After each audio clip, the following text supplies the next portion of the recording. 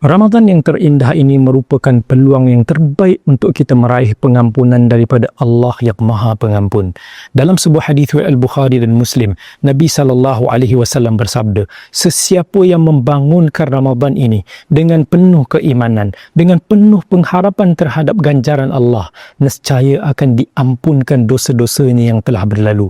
Justru Nabi SAW, terutamanya dalam 10 malam yang terakhir, memperbanyakkan doa memohon keampunan. Allahumma innaka afuun tuhibbul afwa fa'fu anni. Ya Allah, sesungguhnya Engkaulah Tuhan yang Maha Pengampun, ampunkanlah dosa diriku.